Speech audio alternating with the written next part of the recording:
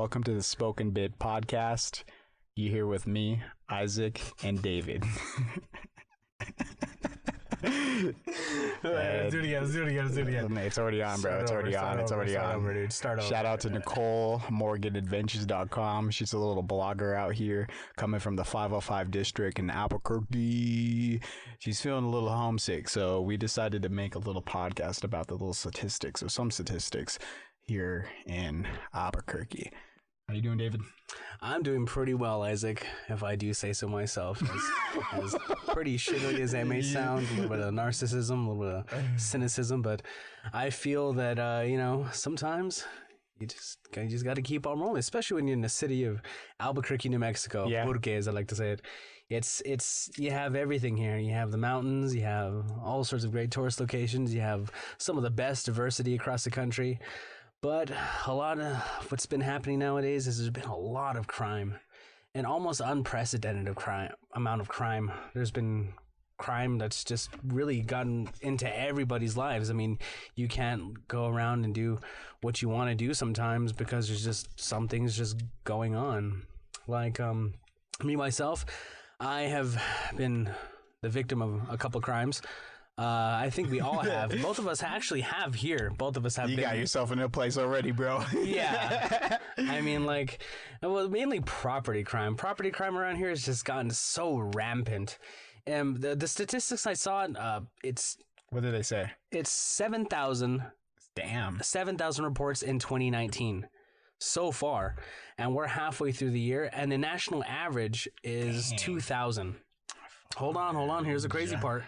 It's 7,000 per 100,000 people in Albuquerque. So, and the national average is 2,000 per 100,000. So we're literally almost more than 3 times the national average in property crime.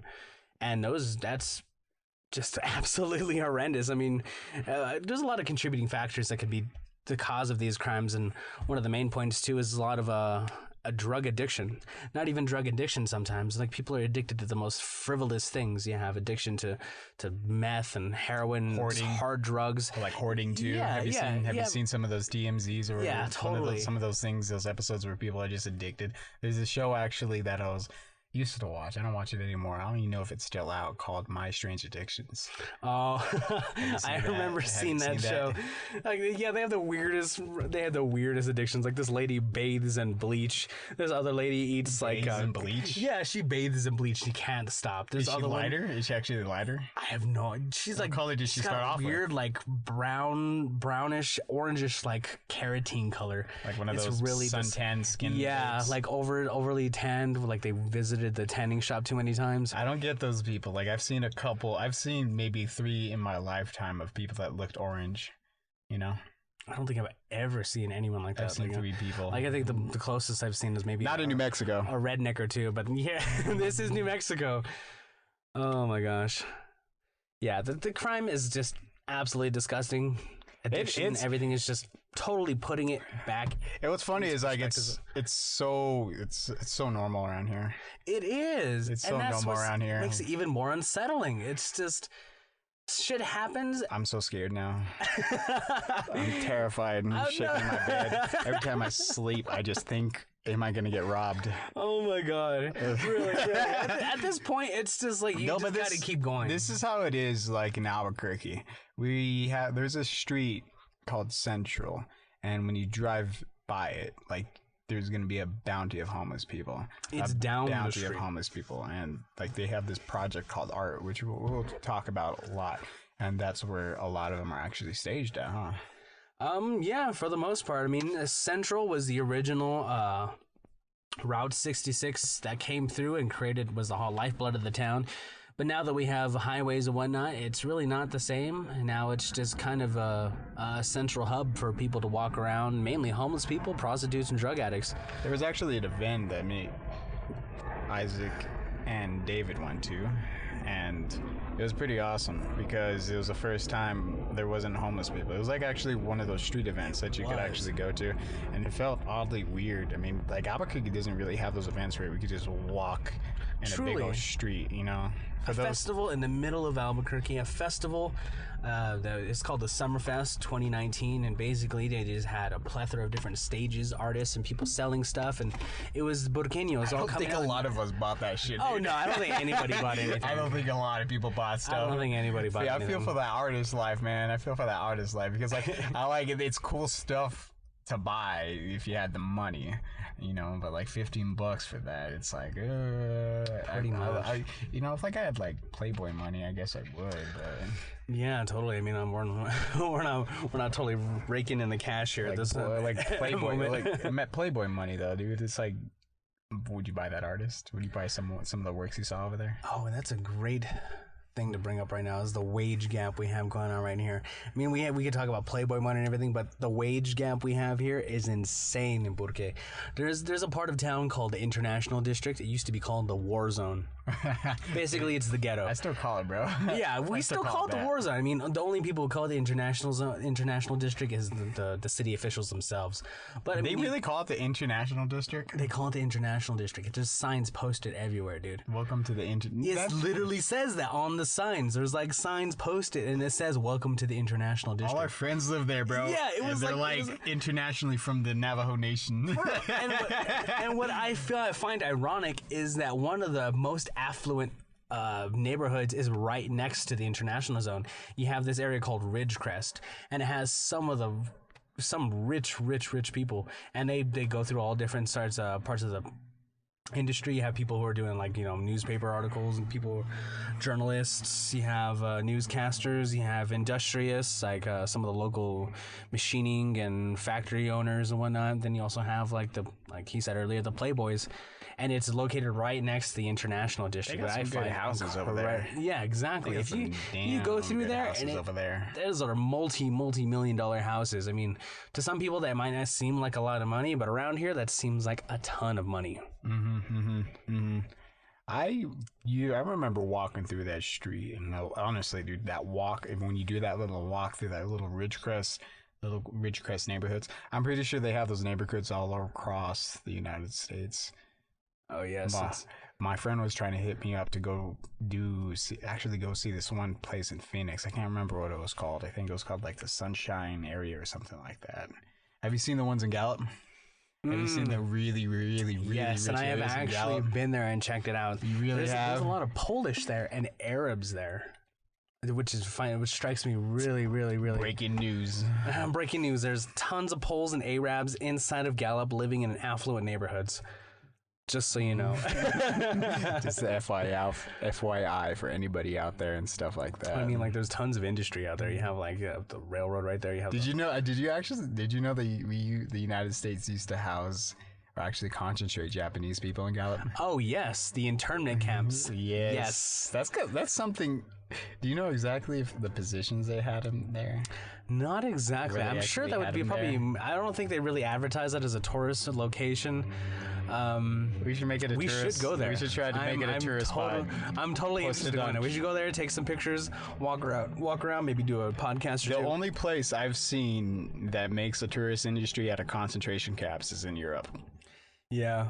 The only Let's place. not bring up Auschwitz or let's not bring up Birkenau or Auschwitz any of that right now, because yeah, let's not bring that place up where that's going to be a whole 3-hour conversation right there. Just did the Holocaust over there, right?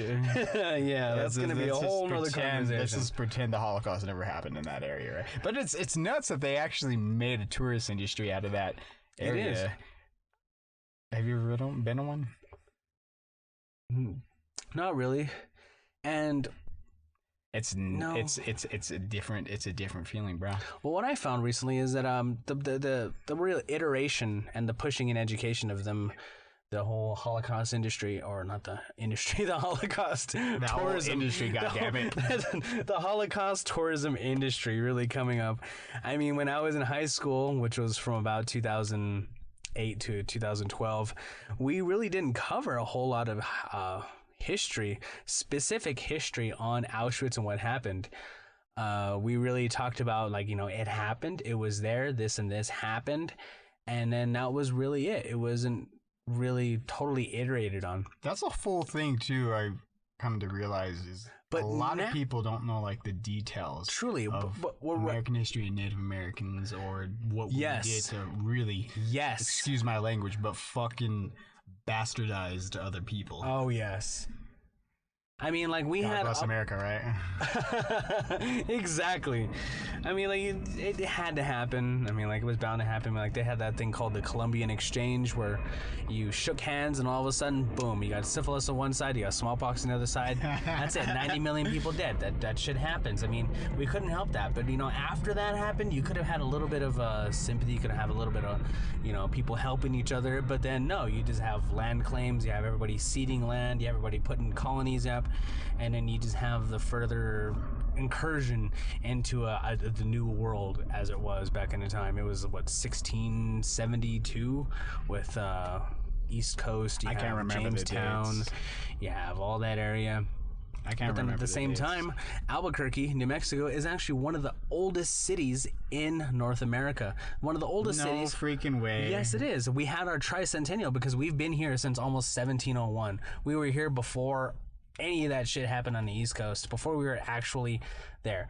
Well, actually, it's even before that. The first settlers that came here, the Spaniards came here in the year 1492. That is a very significant year for Native Americans in this part of the desert. In 1492, you had a lot of the Spaniards come here under the direction of Hernan Cortez, Juan de Colorado, and then Juan de Oñate, and they are actually Oñate. Oh my!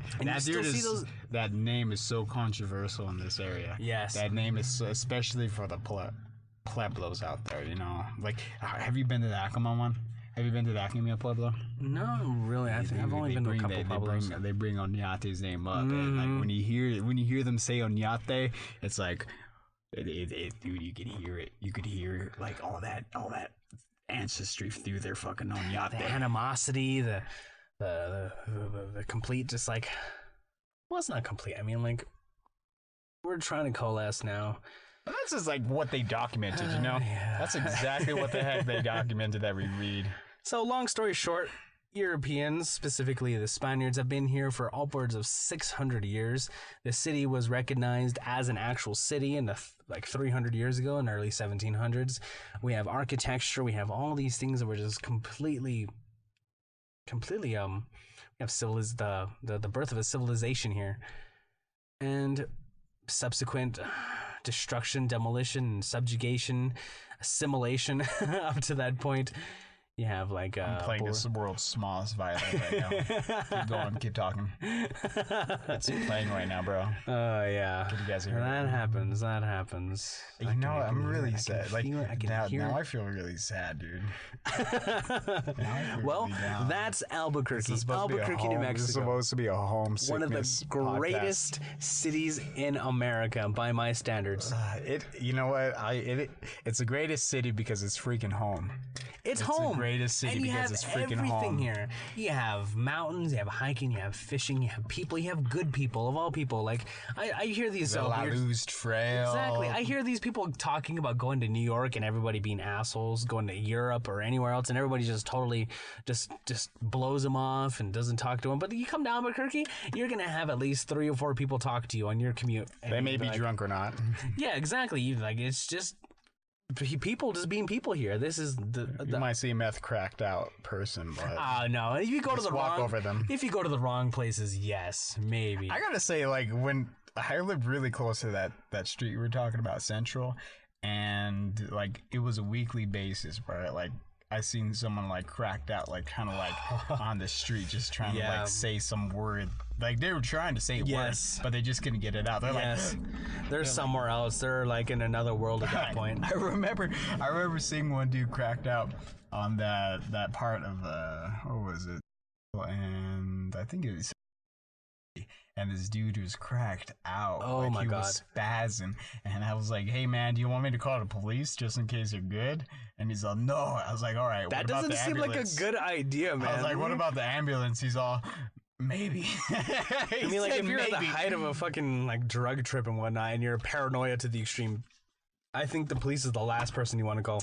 Like it was like a legit like, hey, this is like for your survival. Not Like, bro, you okay? Yeah. Do you need help, dog? Like, I think that'd be more of a pro. It's more than like, hey, do you want me to call the police? I mean, like, imagine that. I mean, that'd freak him out even more. Be like, oh, shit. I don't want to crash his party, but he did not look freaking good. All right, he did not freaking look good. He was he was trying to stand up, and he was between a squat and laying on the ground. He was legitimately trying to stand up. It just, dude, what's nuts? Like some exorcist shit right there. It was some exorcist shit because he was looking at me, and like he was making eye contact that whole freaking time. He was looking at me. He was like, "Don't call him. Don't call him." And I was like, all right. That's like one of the worst things you can have with Albuquerque is you can find every single kind of drug you could ever think of is here. And it's not that hard to find it, which makes it even worse. We do have a diverse basis of like drugs out there. I mean, yeah, drug use. I mean, look at the statistics. I saw some other statistics I was talking about today, and we are the first in the nation at the youngest age of drug use and when it begins. No way. Yeah. Did you know the average age of alcohol abuse that begins, or the first time everybody actually used alcohol? The first sip? The first sip, yes. When is it? 12 years old. 12 years old. That is the New Mexico average. Is 12 years old. My first sip was around that age, dude. That's, oh my God. But it was like a now sip. You're just perpetuating this now. Oh my God. Bro, mine was 19 when we were fucking around in the dorms and shit. And that was like when I truly, really got into it. I mean, like, when like the alcohol adventures began. Yeah, that was the very first sip. That was the very first sip, right? I think so. I probably had a sip when I was younger, maybe about 8 or 9 years old, and it was just, your dad's beer, just one sip, but I think that was it. That was the very first sip I remember was like when I was like below 12. Yeah, that's like, it's just a sip though. Just a sip of your dad's beer and you're like, ugh, and you're like, yeah, like why are you drinking this? Ugh. Yeah, for real. But like actually, like when I actually really got into alcoholism, or not even alcoholism, just, when you truly started to enjoy the depravities of alcohol, let's put it that way. When I first became an alcoholic. I was like 15 or something. Yeah, like there's just people like that. I've talked to many people, and that's when they started drinking. Honestly, like 12, 13, 15. And you're like, damn, dude. I was just like, I was playing some Yu-Gi-Oh, bro. What the fuck were you doing? Like, Yu-Gi-Oh was a game.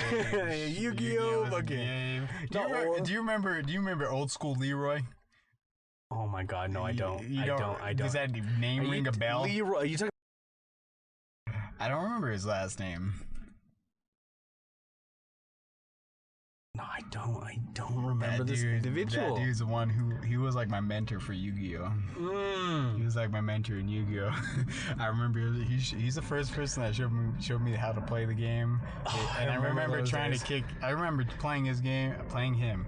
And he would always kick my ass. That's just how it was. He always would kick my ass at the game. And it freaking sucks because sometimes I'll be like, he'd give me like 2 turns. Dude, give me 2 turns. Like, come on, man, you're good. He'd still like, dude, just like, teach me, bro. Don't fucking just let me drown out here. Teach me, dog. He let me drown, bro. Like, come on, bro. Don't just fucking just wipe your ass on my shit, bro. Come on, teach me, dog. Oh, man.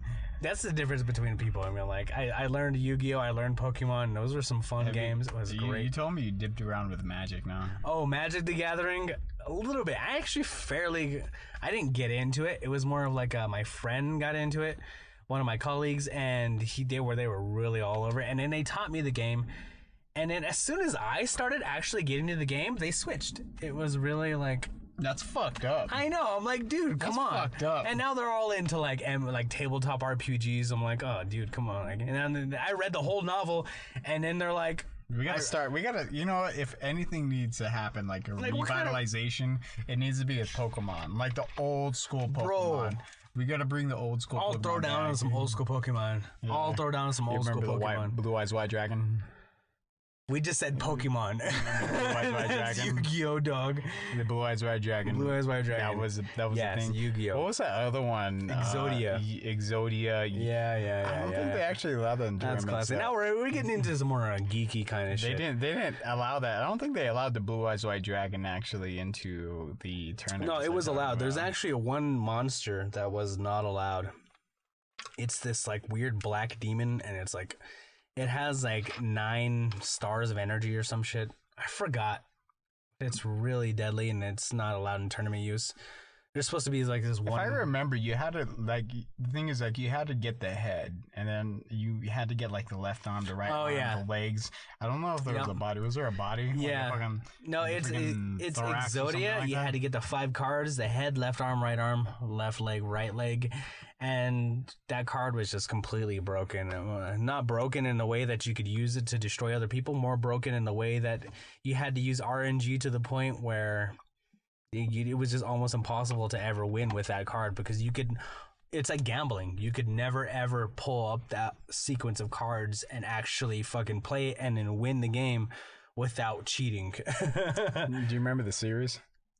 Oh, I'm talking about the series when they were actually in. Do you remember that thing he had with? Well, I think that guy's name was Kaiba, right? Kaiba. See, this is all like old school shit. Oh my god, that freaking hairdo, dude. I used to have that haircut, dude.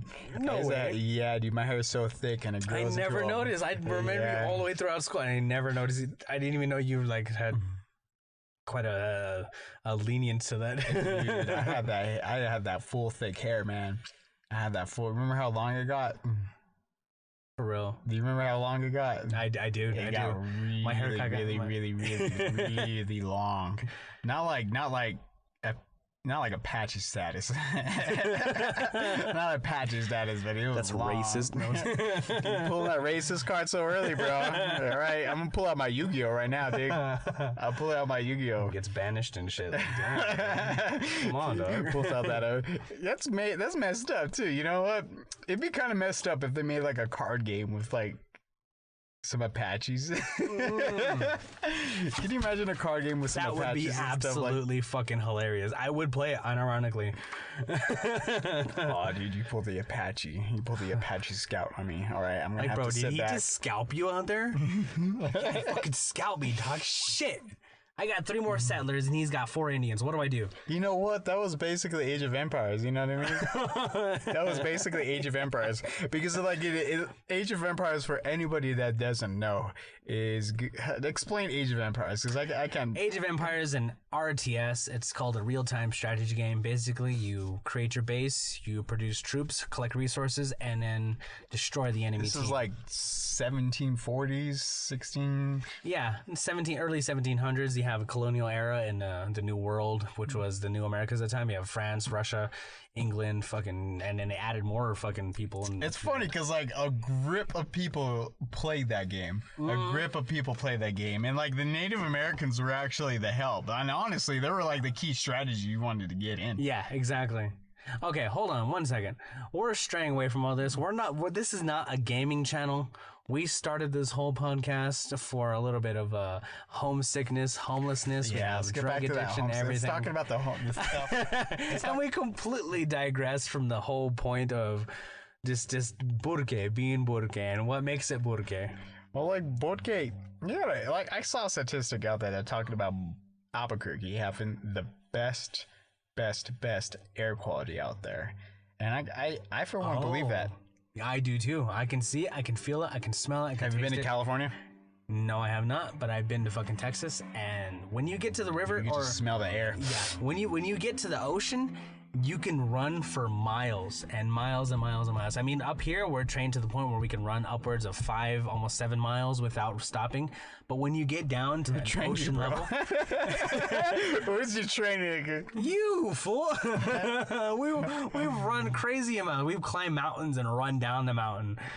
Well, like when you go to those places and you're on ocean level, you have oxygen saturation levels that are just almost 10 times this, so you could run for almost forever. And that's why a lot of athletes weird and MMA feeling. fighters come up to this area. It's a weird feeling too when like you could exercise, like when you exercise in a high altitude climate and then you make it down there to one of those like sea level areas. and you just keep running and running and running. Like it's like the most invincible feeling you can ever. Feel it. It's the most invincible feeling ever. It's like delicious. Delicious, you could say. It's like the oxygen. It's you just like for real. could you imagine like 65 million years ago in the Jurassic era? I saw when this oxygen levels were just enough to sustain these gigantic fucking lizards. Imagine those oxygen levels. At that point, I think that's oxygen poisoning. Can you imagine running away from a short-faced bear? Have you heard of that? Yeah, I have. A short-faced bear in the prehistoric era. Yeah, can you imagine just like you kind of have to at that point. And you just hear the like that bear just coming up to you.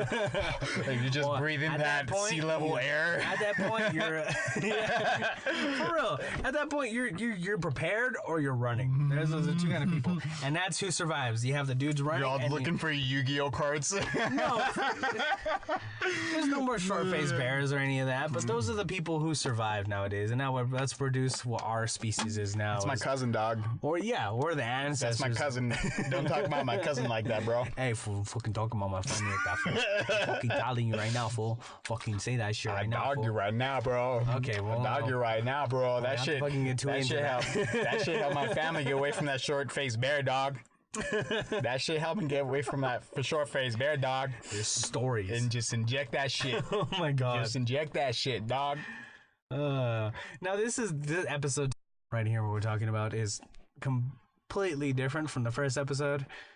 A lot of our current production is we pride in the fact that it is one take, one go, minimal editing, and that it is the utmost of the human element. I find the human element to be something really endearing. It's something that, like, when you try to, like, broadcast, it just gets lost in the saturated field of media. Mm-hmm. You know what I mean? You have a lot of advertising. You have a lot of people just hawking their own shit right there. Not to hawk anybody's own shit, but thank you again to the blogger who has shouted us out, and I hope she can become a great fan of ours and recommend us to other people's. Her name was, what was it again? Nicole Morgan. Hey, man, A+ on that memory, bro. A+ on that fucking memory, bro. Yeah, dude, if you read her blog, you guys gotta go see it. If you read her blog, she was a Board Gay residence. She made it past a short-faced bear. She made it past the statistics we're talking about. And now she's in the wonderful country of, I believe, Colombia. I may be wrong. I don't know where she's at right now. It's going to be so hard to be down in that part of the world. Can you imagine those statistics? Oh my god. I'm proud to be an American. Oh my gosh, man. For real. You start singing that song. I love America. I love America.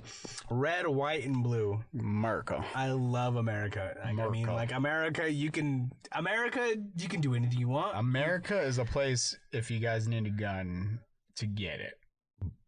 Oh, New Mexico in particular. New Mexico, Texas, not California, but New Mexico, Texas, maybe Arizona. I don't know how, you know how Arizona is on gun laws, but it's extremely strict. I didn't realize like how there's 13 states and they're called the Golden States. Which ones? New Mexico, Utah, Oregon, Texas, Kansas. You got 5. You got a couple more, bro. Fuck. I don't remember them all. Well, New Mexico's part of those golden states, right? Yeah, basically in those golden states, they have some of the most lax gun laws, gun restrictions, whatnot. And you can actually walk around open carry, and it is legally, like it's the actual Wild West. It really which is. It is here. It's like it's illegal. Nobody does it. Like you're not gonna walk around with a shotgun, although it is illegal. I mean, yeah, you could do it. There's no point in doing it, but it is legal. I mean, the one situation you might have that is if like there was like maybe like an uprising or like a political inflection or some sort, and then you had to go over there but then again, I don't know. I remember seems archaic at this point. It does. I remember working at this one construction site, and I can't remember, but there was like a little protest going around, and there was actually a dude walking with a shotgun, on his back, and then there was a bunch of people that actually called the police on him, and the police came. I've seen YouTube videos like that. The police came. They're like, "Yeah, like I know why you're scared, but like we're scared too. It's a law. It's the freaking law." I mean, like civil war in America. I mean, it could happen. And right now, it just doesn't seem too likely. I mean, like everybody. Of all the places, Albuquerque, bro. I think Albuquerque might be the place where. No, the amount of nationalism here is unprecedented. If anybody wants to say they're going to go anywhere, no, America is the best place. If you guys, we're going to actually do this now. I think that's a great idea. We should go out there and we should ask people, are you proud to be an American? Would you live somewhere else? And then maybe have them give reasons or whatever. But I wouldn't live everywhere else, sir. I want to move everywhere else. I want to live in Somalia.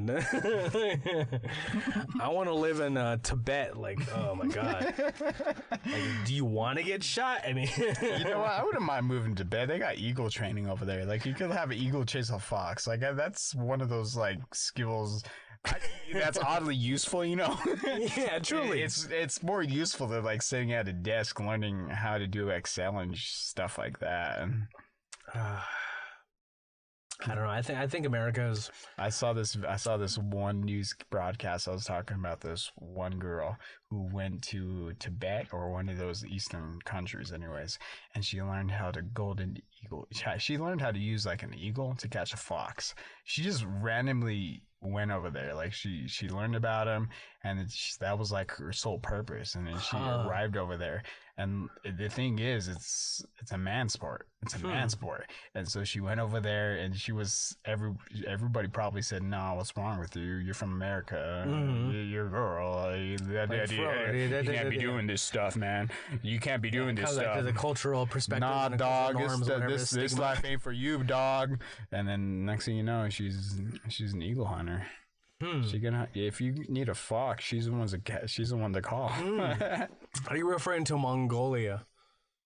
I think that's one of the places Mongolia has the actual hawk hunters and eagle hunters. I stand corrected. I stand 100%. And I would actually love to do that. That sounds like tons of fun. Well, we got across the mountain. I guess this is one legit reason to be homesick, is that there's actually falcon hunting. Like falcon hunting is actually around here. Yes, it is. But you don't use a big old eagle. You use a little tiny falcon. No, around here we use fucking eagles. Like, you can pick up a small child. But then again, you can still use one of those things. But you know what? Nowadays we got drones. You got drones, bro. Drones. What are drones? You use drones out here, dog. I don't know what you're talking about. You know the eagle. That's actually one of the beautiful things about Albuquerque is like you have such an economic gap between populaces that you have people using drones. You have people like there's not enough rich people who are interested in using drones. I mean, like I personally haven't seen any drones doing anything in my part of the neighborhood. But I other people could say otherwise. I mean, if you went to the other cities, like in the East Coast or anywhere else, you have a higher population inflation. In my area, I saw one of those drones. I told you and another dear buddy that I've seen one of those drones, and it was one of those. I don't know the exact model, but you know. Well, I hope you weren't doing anything weird. Nah, dog, I wasn't doing anything like that, bro. I was just chilling, bro. Find you on the internet a couple days later. Nah, dog, just training my ostrich, bro. Oh my god. Just training my ostrich, bro. Yeah, but it was weird because I walked out. I was actually talking to my friend, and then one of those things came by. One of those things was just flying over Rio Rancho. Fucking hell. And I was like, what the freak? That's the first time I've ever seen one of those in real life. And it was weird. It had like this weird hum, like yeah. And was it like one of those quadcopters? What's that look like?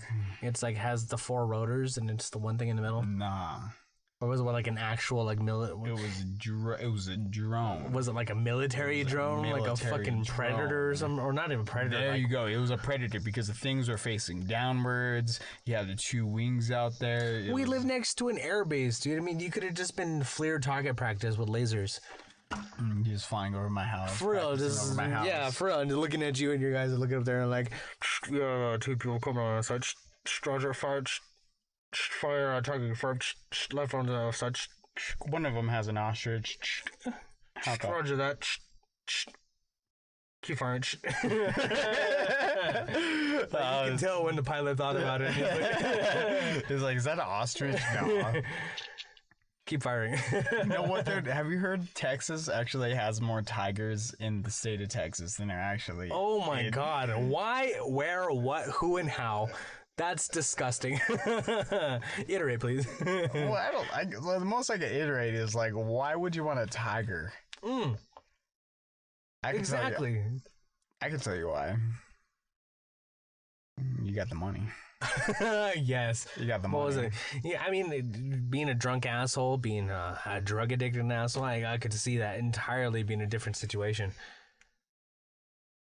I mean, like having a tiger or anything like that, it's just mainly for the power sense. Like if I had the money, if I actually had the money, I would say screw the tiger, screw the cheetah. Keywords, if I had the money. Keywords, if I had the money. Polar bear all the way. No, all the way. Because like, you know what? Like, I don't know too much research about polar bears, but I just know with bears, you could ride that thing. You're not going to ride a bear, dude. I'm not going to do it. I just know it's a possibility. I've seen it on YouTube. You're not riding a bear. I've seen it on YouTube. I know it's like, I mean, like legitly, like, it'd be cute for like the first 5 months, but then after that, like, I probably ain't going to ride that. For real. Realistically, like, I think it would be an anaconda or like a lizard that like an average citizen with the money could manage. That's against your religion, dog. Or an ostrich. I think I'd want maybe probably a ferret. Or maybe like if you had the money, a ferret? If I had the money, I wouldn't ferret? If I had the money, I really wouldn't want. What if someone convinced you to get like a real expensive animal? I'm not really into exotic animals. That's the only thing. I'm really not into exotic animals. What animal if you had to like donate money to? If I had to donate to and conserve and shit, I would say probably the Siberian tigers. Second would be the white-horned rhinoceros. Thirdly would be maybe the Asian elephants. Fourthly, perhaps the blue whales. Yeah, I mean, you have a you got a good point of different endangered species going on right now. I agree 100% with the blue whales and the orca whales. Yes, totally. Those animals, man. Those animals it's so fascinating because those animals are so human. They're so I mean, human. like, why are we the only animals on this planet with fucking sentience and conscience? Why are we the only ones to do this shit? I'm pretty sure blue whales like were able to make nuclear weapons. They might consider humans blue whales. Like they may look at us and be like, "Why are they talking to us?" Like, like whatever they sound to each other, they're gonna be talking to us in this weird language. But they still roll up to the tourist boats, and you see those videos of tourists. I would roll up to some tourist boats. You see some white girls in a kayak, and they're like, "Oh my god, this orca whale's knocking our boat over! Oh my god, is this a spirit? Oh my god!" I can see some orca whales posting that shit on Instagram. I just see some orca whales doing that stuff, dude. They might not even name it. Maybe Instagram. That's why they're getting killed. Oh my gosh, dude. Oh my god, he's making fun of the orca whales. Yes. He's making fun of the orca whales.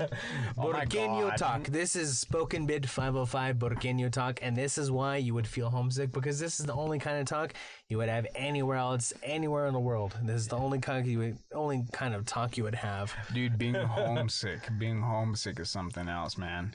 Being homesick is like, it sucks. Like, that's a real sickness. Like you know, you That's got like a depression, mental illness, you dude. got Come on. depression, you got schizophrenia, but like you got away from home. Sickness.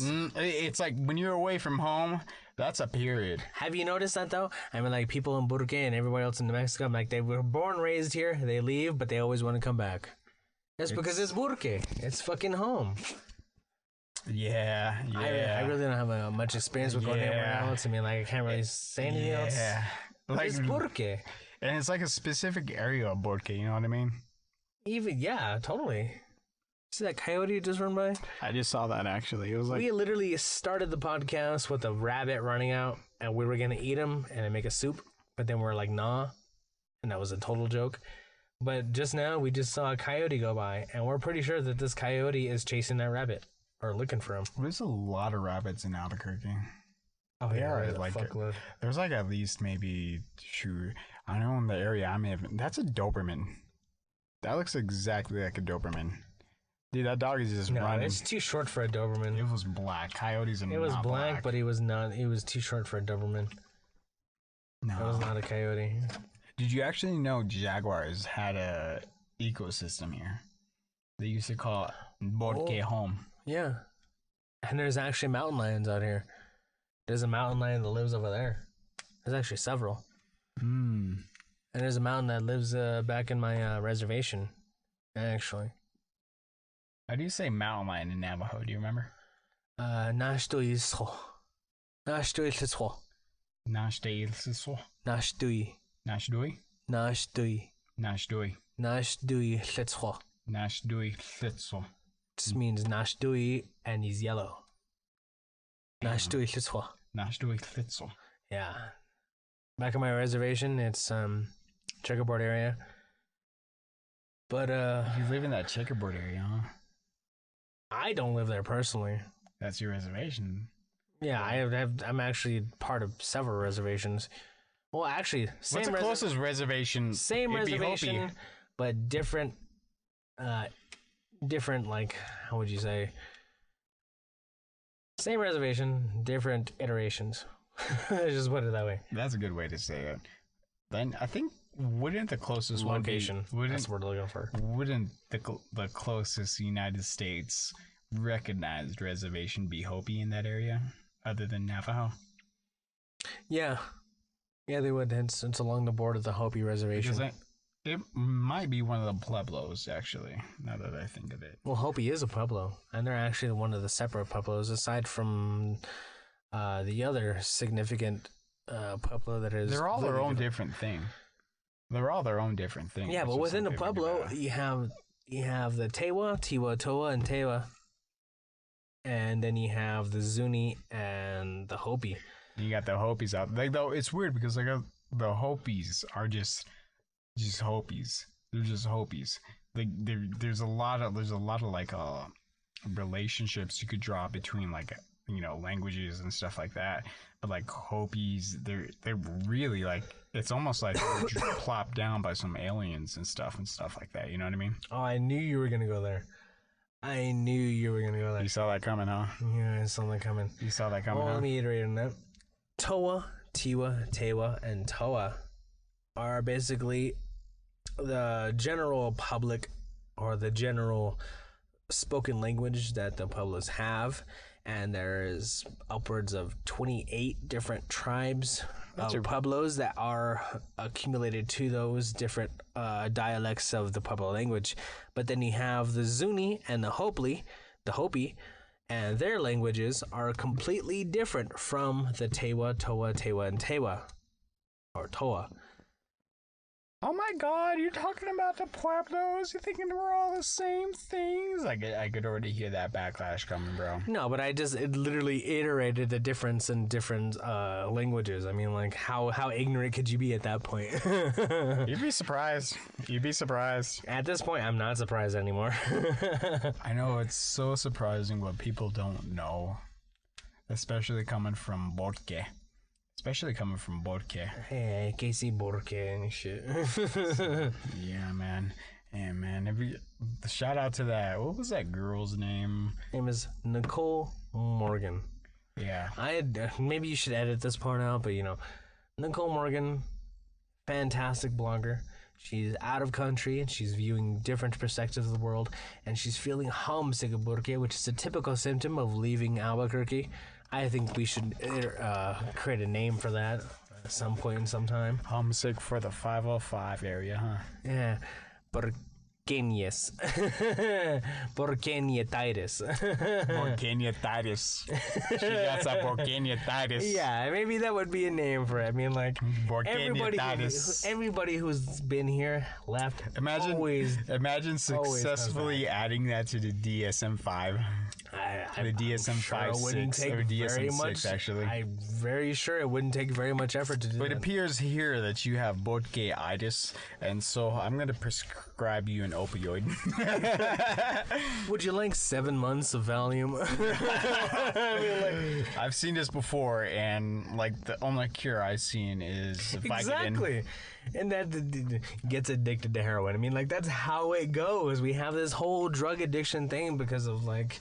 Breaking Bad. No, Breaking Bad is nothing of what I'm talking about. Like, you have a lot of different things because of the old industry of pharmaceutical practices. You have people issuing, like, oxycodone and everything and fucking all the other shit back in 2008 before they really realized that it was a fucking problem. And now you have these people that were addicted to these things coming back, and now they're addicted to heroin because they couldn't, because Oxycontin was too expensive at that time. And that happens across military families. You have fucking regular families, rich families, everybody. It's crazy. Everybody. You know what's nuts is, like, I have some really, really, really close family members, right, that had some pain management. They needed pain management, and the first thing they were prescribed was actually an opioid. And what's nuts is that my dear family member was like, I'm happy you have this stuff locked up. And the nurse was like, yeah. Yeah. That's so disgusting.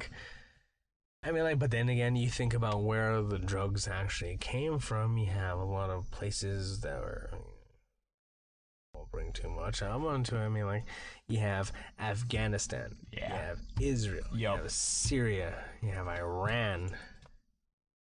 And those are the main manufacturing points and the collection points of a lot of these opiates.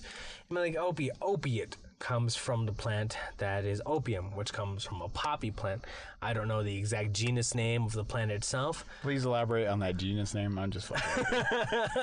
I need the specific fucking sound. Okay, we're going to talk about the entire chemical and how to synthesize the actual drug here now. Dude, could you imagine actually elaborating on how to make that and just broadcasting it? I mean, we were talking about that earlier. It's like educate. It's like, because, like, you know, bro, they came up with heroin as a solution to people who were addicted to morphine, and then nowadays they have Suboxone and methadone as a solution. Too. Yeah, wait, we started with morphine, and then they came up with a solution addiction to morphine, which was heroin back in the 1800s, and then they have a new solution, which is modern day senses, and they have Suboxone and methadone, which are a solution to fucking heroin itself. And it's just like nowadays, like, it's like we slap a label on whatever you're addicted to, and we just give it a name. I don't know if you guys could hear this, but that's military. That's a military helicopter. Not even being military. It's just humans are. I mean, like, we assign names to things, and that's how we differentiate for the different things. I mean, like, you have whatever the fuck you want to name, and then you put it down. I mean, like, imagine if you're walking around and you called a plant a spoon, and if you were the first person to ever see that plant and you said spoon, then that thing would forever then therein be spoon. And it's just like that, marked in history. You know what? The best, the first one of the very things I remember is this. One of the most famous quotes I've ever heard was this: "The one who writes down the rules wins the arguments." It's kind of true in a way. You know what I mean? Pretty much. I mean, whoever writes down the rules of engagement, whoever writes down the rules for an argument, whoever writes down the rules for chess is gonna win because they know the rules. Well, no one wins at chest, but what I'm telling you is that I think I beat an AI in chess. I said chest. Me. Because you said chest. That was a joke. I'm just kidding. Is that actually how you say it? No, it's chest. That was chest. No, but the quote I was thinking about is that he who writes the truth wins the war. Yeah. Yeah.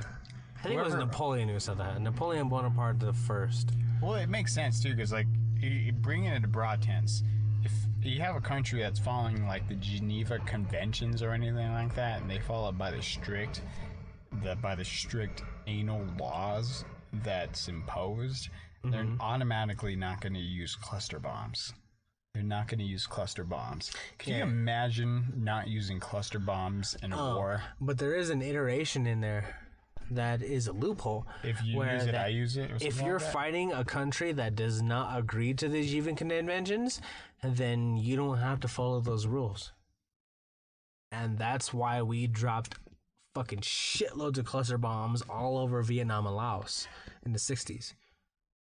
Just like that, we lost half our liberal you're bringing viewers.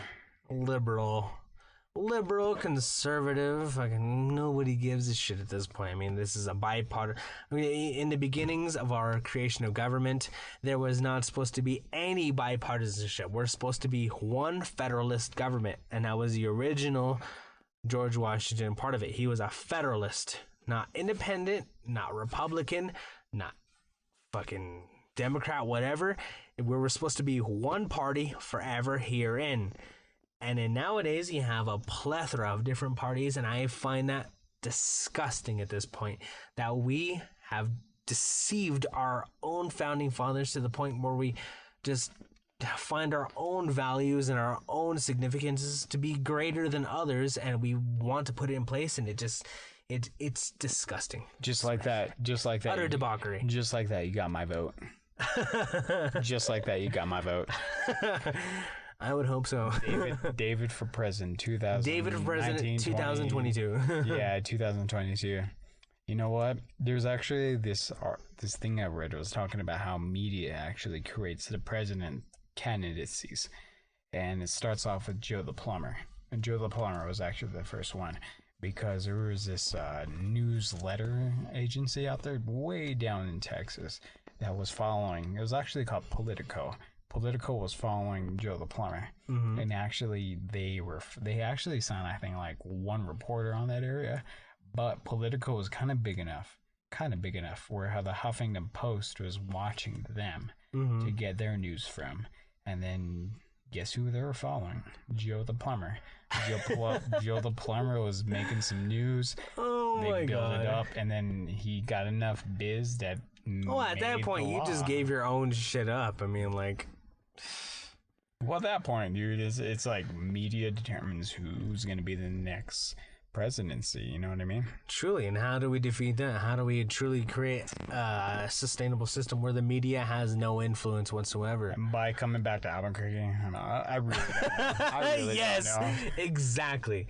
This is Burke, where this shit doesn't happen. Shout out to Nicole Abrams. Shut the fuck up, dude. Oh my God. There's no way to be fucking homesick now. Oh my God. Could you imagine let's get back to let's give her a little bit of the Burqueño sense. Burqueño. What other statistics? Shut the fuck up, man. What the fuck are you talking about, fool? Fucking telling you, this shit's all fucking crazy. They're fucking looking at us like that shit, dog.